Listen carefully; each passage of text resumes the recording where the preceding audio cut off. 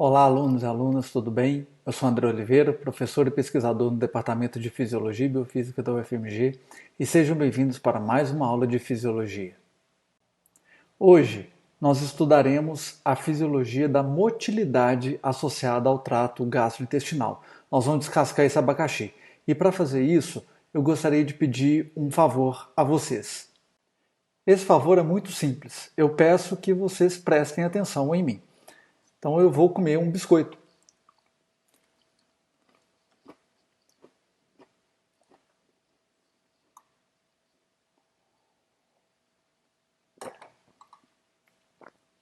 Pronto. Simples, né? Vamos discutir o que aconteceu aqui agora? Vocês puderam perceber no slide anterior que quando eu levei o alimento até a minha boca, eu mastiguei o alimento, né? Então, esse ato de mastigação, ele envolve a abertura e o fechamento da mandíbula, e que envolve uma coordenação grande, né, dos músculos faciais. Ele é mascarado, obviamente, pelo fato de eu mastigar com a boca fechada, e os lábios eles acabam escondendo esse movimento, mas ele ocorre, né? Paralelamente ao ato de mastigação, ao ato de abrir e fechar a boca propriamente dita, nós observamos e experimentamos uma intensa secreção salivar, né? A presença do alimento na boca, o ato de mastigar estimula a secreção salivar. E também a nossa língua, ela efetua movimentos de mistura, que é muito importante para justamente promover a mistura do alimento com a secreção salivar e também vai estar envolvida no ato de deglutição que nós vamos estudar já já. Mas veja bem, é uma coordenação muito grande entre diferentes músculos, os músculos faciais, né? Os músculos associados à mastigação propriamente dita, o músculo da língua. Agora, como que esse ato ele é regulado do ponto de vista fisiológico? Bom, para a gente responder essa pergunta, a gente tem que primeiro lembrar que a nossa cavidade oral ela é revestida por mecanorreceptores, ou seja, são receptores sensíveis a variações de pressão. Quando nós mastigamos e fechamos a boca com o alimento dentro da cavidade oral, você não concorda comigo que a pressão que esse alimento exerce sobre esses mecanorreceptores está aumentando? Né? Esses mecanorreceptores estão no céu da boca, no ligamento periodontal, tá? Tem em todos os lugares. Então, a gente observa quando fecha a boca com o alimento dentro um aumento da pressão. Por outro lado, quando a gente abre a boca, a pressão que o alimento exerce sobre esses mecanorreceptores ela é menor, ela é diminuída. E essa variação de pressão na cavidade oral é que vai regular primariamente esse ato de mastigação. Tá? Então, como é que isso funciona? Independente aqui do estímulo, essa variação da pressão ela chega a nervos motores ou ao centro de mastigação no tronco encefálico, né? E essa é uma via reflexa.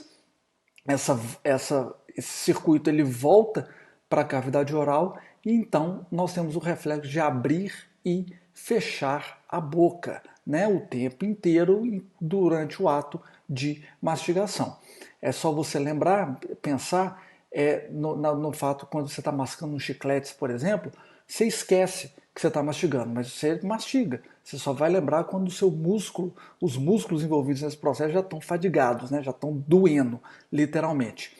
É óbvio que esses sinais, esses circuitos neurais, chegam em centros superiores, como o centro da salivação, também no tronco encefálico, mas principalmente nos núcleos da área motora e núcleos da área de mastigação, assim chamados, no córtex cerebral. Então aqui,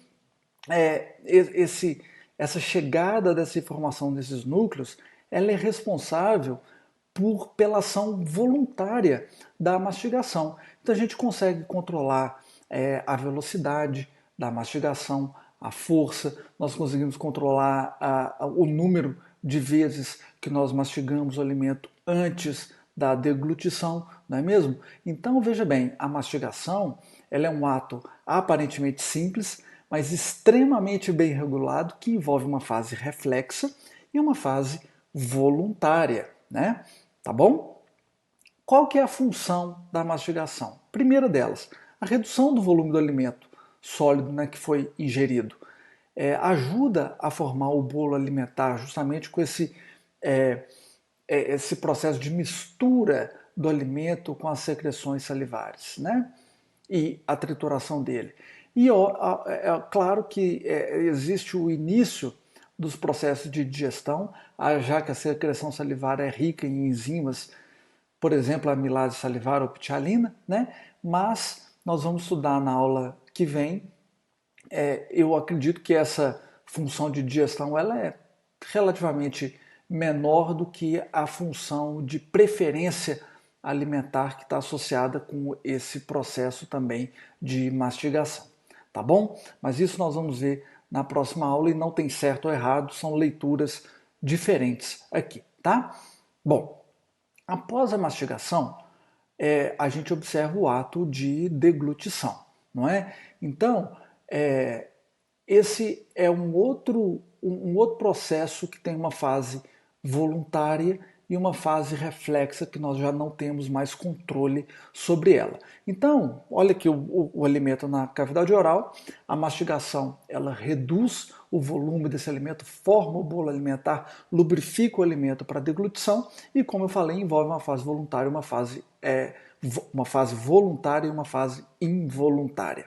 A fase voluntária, ou na fase voluntária, a língua ela empurra o alimento para a região posterior da cavidade oral.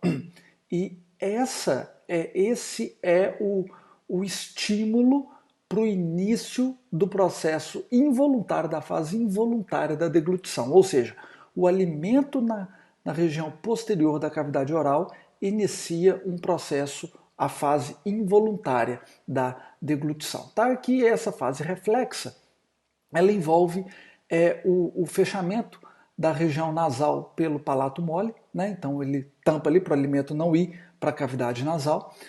O músculo milioide se contrai, então você vê esse movimento, né, dessa região para cima e para baixo durante o ato de deglutição. Isso ajuda a guiar o alimento para a região correta, para a faringe, para o esôfago, tá? Existe uma inibição do reflexo de respiração e do reflexo de náusea. Já parou para pensar sobre isso? Você não respira quando você está mastigando. Ao mesmo tempo, você também não sente náusea. Se você coloca o seu dedo lá no fundo da garganta, você sente tem aquele reflexo de náusea. Não faça isso. Mas quando você engole, não tem. Por quê? Porque a deglutição ela inibe esse reflexo. Olha que coisa interessante, a gente às vezes nem toma conhecimento de tudo que acontece no nosso corpo, né? Eu fiquei aqui no meio, vocês me desculpem, mas outra coisa, outro reflexo muito importante é o fechamento da epiglote, né? Para poder receber esse alimento, para poder impedir que esse alimento vá para as vias aéreas, né? E existe o relaxamento do esfíncter esofagiano ou esofágico superior, porque isso tudo facilita e direciona o alimento que está sendo deglutido para a região, para as regiões do tubo digestivo, né? Esôfago, estômago, intestino e etc. E por aí vai, né? Então esse é o ato de deglutição. Bastante interessante, não é mesmo?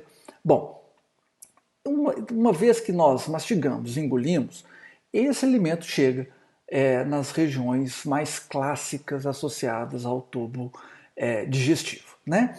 E só para lembrar, esse tubo digestivo ele tem uma região da mucosa que encontra o epitélio, lâmina própria muscular da mucosa, a região da submucosa, onde a gente encontra o plexo submucoso, que é tecido nervoso, a região muscular, duas camadas na grande maioria dos órgãos do tubo digestivo.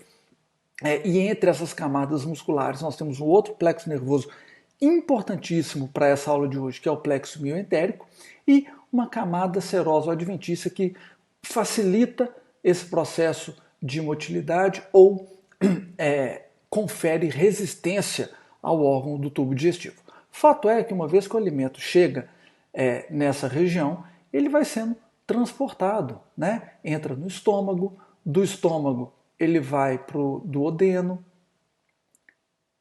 regiões do jejuno, ilho, até chegar no intestino grosso, onde esse alimento continua o seu caminho, né, forma a massa fecal e existe o ato de evacuação, né? Isso é muito interessante porque todo esse processo de motilidade é altamente regulado e altamente complexo que nós precisamos de estudar aqui na aula de hoje. E para isso é muito interessante, muito importante que a gente saiba a relação do sistema nervoso entérico, que é o intrínseco, do sistema nervoso extrínseco, tanto o sistema nervoso autônomo simpático quanto parasimpático. Se você não sabe o que é isso, eu vou deixar o link de uma aula que pode te ajudar com esses conceitos gerais associados ao sistema digestório, tá bom? Então, quando a gente lembra dessa estrutura e focando aqui nas camadas musculares, nós temos, eu representei aqui a camada muscular externa, né? A camada muscular interna está aqui embaixo, então o lúmen está logo nessa direção para cá, tá? A serosa está para cá. Bom, o que é importante da gente lembrar é que essas camadas musculares não são um único feixe muscular, são vários, né? E nós temos também plexos nervosos entre essas camadas, como o plexo mioentérico. Quando a gente pega e estuda as células musculares lisas, propriamente dita, da musculatura do tubo digestivo, e analisa a característica elétrica da membrana dessas células, a gente vê que existe uma oscilação natural, uma flutuação espontânea no potencial de membrana dessas células. E isso é chamado de ondas lentas. Percebam nesse gráfico que eu fiz para vocês que, vez ou outra, essas células se aproximam de um limiar de despolarização, né? Então tem hora que ela está mais perto, tem hora que ela está mais longe, mas ela oscila se aproximando ou se afastando do limiar de despolarização. Isso acontece em todas as regiões do tubo digestivo, com exceção do esôfago. Agora, essas flutuações, elas, de vez em quando, essas células que apresentam essas flutuações espontâneas, elas despolarizam. Elas despolarizam espontaneamente. Só que são despolarizações espaçadas, não coordenadas, vamos dizer assim. E você está vendo esse ato de despolarização pelas espículas que eu representei na crista de uma onda lenta, né, das ondas lentas, tá bom? Isso é muito importante para a musculatura gastrointestinal. Esse é uma característica muito exclusiva dessa musculatura. Agora, olha que interessante. Essas flutuações são espontâneas, as contrações são espontâneas, mas elas têm pouco impacto na força de contração da musculatura do tubo digestivo. Por que isso? Porque a musculatura lisa, ela tem uma contração lenta, né? Então, apesar dessas despolarizações acontecerem e a contração acontecer, esses estímulos eles não se somam temporalmente, porque eles são espaçados. Então, a força, a tensão da musculatura do tubo digestivo, ela nunca é igual a zero, mas ela também não é algo que vá, por si só, promover uma contração de relevância fisiológica para o tubo digestivo, tá? Mas é muito importante que a gente entenda esse processo de ondas lentas e a associação dela com a contração da musculatura lisa. Em vias gerais, esse processo de ondas lentas, elas são responsáveis pelo ritmo, né, e pela frequência máxima da contração muscular de uma determinada região no tubo digestivo ou do órgão do trato gastrointestinal em consideração, tá bom? Agora, você deve estar perguntando nesse momento de onde, né, como que esse perfil de ondas lentas surge, de onde essas ondas lentas se originam? E eu te falo, essa é uma boa pergunta se você se fez aí durante essa aula, né? Bom, para a gente responder essa pergunta, nós temos que colocar mais um componente importante aqui na aula de hoje, que são as células intersticiais de Carral, né? Essas células, elas funcionam muito semelhante ao marca-passo que a gente encontra no coração. E elas é que ditam esse ritmo de ondas lentas. E olha para você ver como é que é interessante. Essas células, elas estão localizadas muito próximas ao plexo nervoso mioentérico. Elas também estão entre os feixes musculares, né, que são as células intersticiais de Carral intramusculares, e entre diferentes feixes musculares, que são as células intersticiais de Carral septais. Então a literatura científica nos mostra três subpopulações, pelo menos do ponto de vista de localização, das células intersticiais de Carral. E essas células, como eu falei para vocês, são as células do marca-passo entérico, que promovem aquele perfil de ondas lentas. Como? Essas células, então, elas têm essa flutuação espontânea, elas despolarizam e esses eventos elétricos eles são transmitidos pela musculatura do tubo digestivo através de junções do tipo comunicantes. Ou seja, um evento elétrico numa célula ele é capaz de passar e estimular uma outra célula vizinha, né? Então essa informação ela difunde pela musculatura do tubo digestivo, que pelo menos nesse ponto, nesse aspecto funcional, tem uma similaridade com o sincício, né? Bom, fato é que esse é o perfil que nós já estudamos de repouso, tá? Da musculatura que é em repouso. Lembrando, a força de tensão da musculatura nunca é igual a zero, mas ela também não é uma contração muito efetiva. É claro que esse perfil que a gente observa durante o repouso, ele pode ser regulado e é regulado de fato. E aquela proximidade com o plexo mioentérico e as células intersticiais de Carral, ela não é à toa. Né? O sistema nervoso autônomo parasimpático, né, com a secreção de acetilcolina como neurotransmissor, ele é capaz de aumentar a frequência dos disparos, dos potenciais de ação, né? E esse aumento, aí sim, ele vai se somar temporalmente e ter um grande impacto do ponto de vista na tensão da musculatura lisa do tubo digestivo. E aí sim, nós teremos um aumento da motilidade gastrointestinal observada, tanto da velocidade de contração quanto da força dessa contração, tá certo? Por outro lado, o sistema nervoso autônomo simpático, cujo neurotransmissor é a adrenalina, ele exerce o efeito oposto ao do parasimpático. Então, quando a gente tem uma liberação de adrenalina, esse processo ele é inibido. Né? Nós observamos uma redução na frequência das despolarizações nas células musculares lisas e isso, obviamente, tem um impacto na tensão, na força de contração dessa musculatura do tubo digestivo naquele determinado ponto. Então é por isso que o estímulo simpático ele reduz a motilidade gastrointestinal, porque ele diminui significativamente o número de despolarizações das células musculares lisas, tá certo?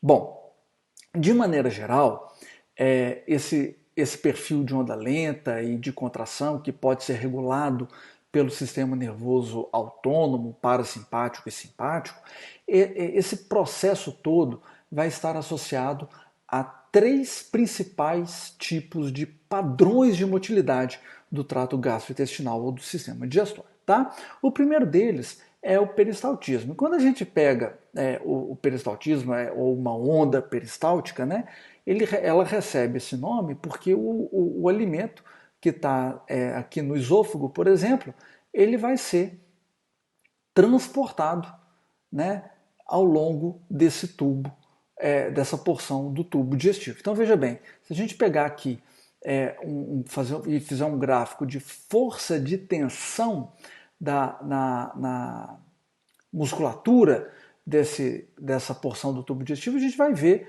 um deslocamento dessa força de tensão, um deslocamento dessa onda. É por isso que aí vem o termo onda peristáltica, né?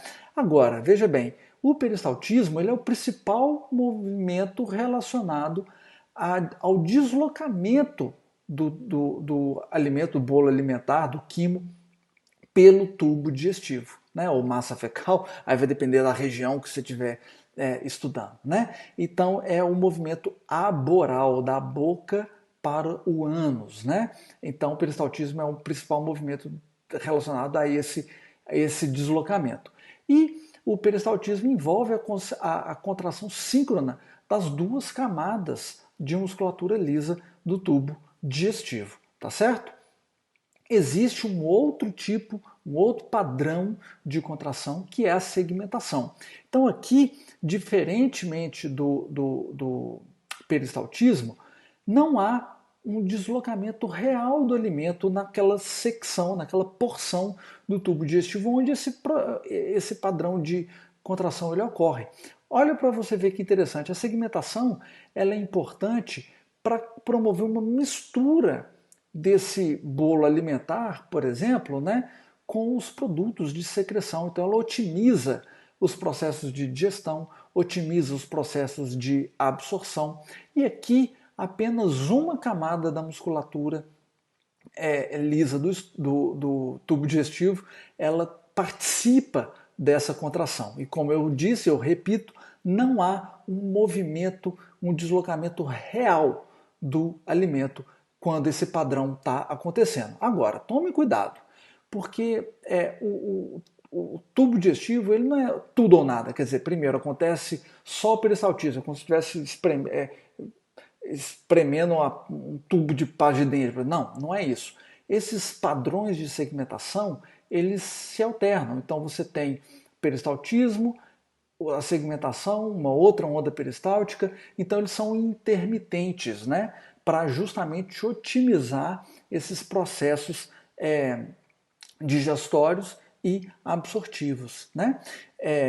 O acoplamento, na verdade, essa alternância entre esses padrões, ele acontece devido à forma com que as redes de células de Carral elas funcionam. Se elas estiverem funcionando de uma maneira acoplada, a gente tem um determinado tipo de padrão de motilidade. Se elas estiverem desacopladas, cada uma funcionando ali num determinado ritmo, a gente tem um outro padrão. Então elas se encontram em determinados momentos, né? Esse acoplamento e desacoplamento que é responsável por essa alternância nos padrões de segmentação. Isso é um achado muito interessante, é um trabalho muito recente do ano passado, né, de 2019. Agora, existe um terceiro padrão de motilidade, que é chamado de complexo motor migratório. E esse você já ouviu ele acontecendo. É muito comum quando a gente está com fome e escuta esse barulho, né, vindo da nossa barriga, a barriga roncando, a gente até fica meio com vergonha, não sabe se o colega do lado, agora não tem colega do lado, né, mas no futuro vai ter, mas você não sabe se alguém do lado ouviu, seu crush ouviu, né? Imagina? Então você fica com essa preocupação. Esse é o complexo motor migratório. Olha que coisa interessante. Esse complexo motor migratório, ele tem um caráter peristáltico, né? Então, se você pegar ele acontecendo, ele começa do estômago, vai até o ilho distal. Então, ele progride como uma onda peristáltica, só que de uma maneira ininterrupta, né? Ele só vai, esse complexo motor migratório do estômago até o ilho, ele demora mais ou menos 90 minutos, é 1h30 para acontecer de uma maneira completa. E ele só vai ser interrompido pela alimentação. Então está aí um outro caráter importante do complexo motor migratório. Ele é um padrão de motilidade associado aos períodos de jejum, tá? Então depois da alimentação, você tem aí peristaltismo, segmentação, tal, entra em um novo período de jejum e ele volta a acontecer, tá? Então, como eu disse, tem um caráter peristáltico, prevalece nas horas de jejum. E para que ele serve? Uma vez que ele percorre o tubo digestivo do estômago até o ilho terminal, ele é um padrão muito importante para limpar o tubo digestivo de resto de alimento que não foi digerido, que não foi absorvido, eliminar, por exemplo, né, dentre esses elementos que eu falei, então, osso, fibra, né, que é coisa de difícil digestão. O transporte de bactérias para o intestino grosso, ele impede a colonização de bactérias do cólon no ilho terminal. Né? Então isso é muito interessante, é muito importante esse padrão. Né? E esse a gente sabe que ele existe, a gente observa e escuta ele mesmo acontecendo. Né? Então, essa era o tema da aula de hoje, os padrões de motilidade, né? Desamastigação, deglutição e o peristaltismo, segmentação e o complexo motor migratório. Nós vimos de onde essa contração muscular vem, do perfil de onda lenta, que é importantíssimo para isso acontecer. E se você acha que essa aula te ajudou, por favor, compartilhe ela com um colega que pode ajudar o seu colega também. Tá? Me siga nas redes sociais, se inscreva no canal e é isso aí. Deixe seu like, bons estudos e até uma próxima aula.